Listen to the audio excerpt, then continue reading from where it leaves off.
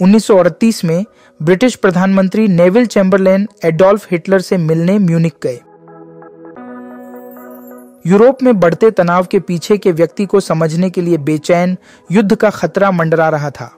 लेकिन बैठक के बाद चैम्बरलेन आश्वस्त महसूस करते हुए लौटे, मानते हुए कि हिटलर भरोसेमंद है। इतिहास ने उन्हें गलत साबित किया।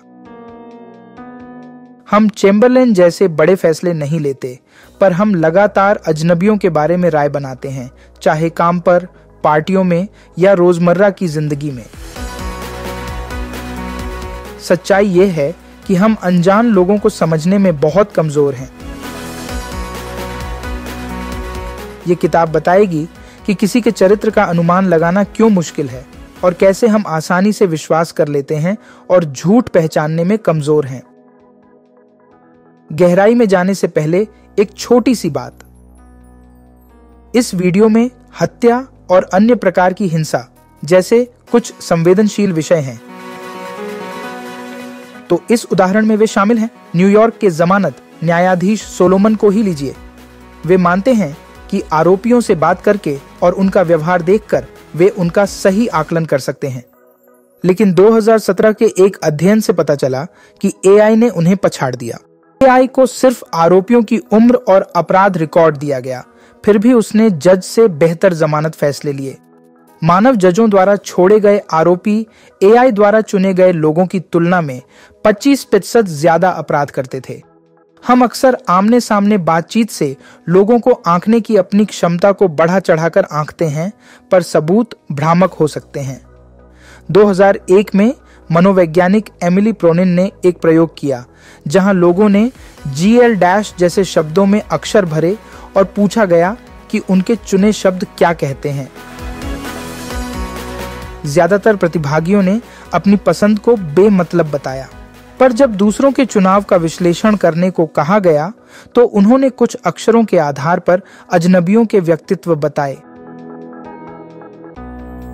ये एक प्रमुख खामी की ओर इशारा करता है। जबकि हम अपनी जटिलता देखते हैं, हम दूसरों को बहुत सरल मान लेते हैं। अमेरिकी रक्षा खुफिया एजेंसी में आदर्श कर्मचारी अन्ना मोंटेस पर विचार करें, लेकिन वह क्यूबा की जासूस थी। एक चेतावनी का संकेत था, पर कुछ भी इतना ठोस नहीं लगा।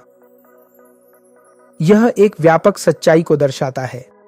हम विश्वास करने को प्राथमिकता देते हैं।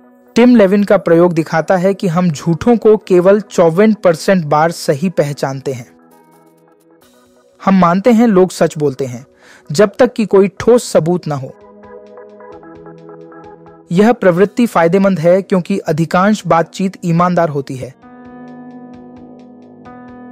जब बर्नार्ड मैडॉफ जैसा कोई आता है तो नतीजे विनाशकारी होते हैं।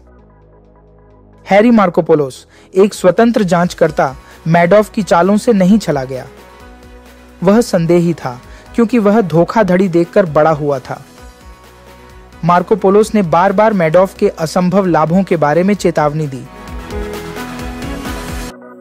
लेकिन उन्होंने उसे नजरअंदाज कर दिया। उनका संदेह दुर्लभ था, पर इस मामले में जरूरी था। इसलिए हमारे लिए विश्वास करना रोजमर्रा में ठीक रहता है। हम लोगों के व्यवहार से पारदर्शिता की उम्मीद करते हैं।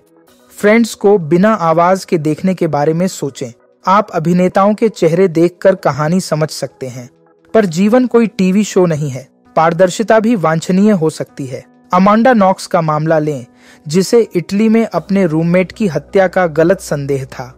नॉक्स का व्यवहार, जैसे प्रेमी से स्नेह और हत्या पर बेबाक बयान, उसे दोषी दिखा रहे थे, हालांकि कोई भौतिक सबूत नहीं था।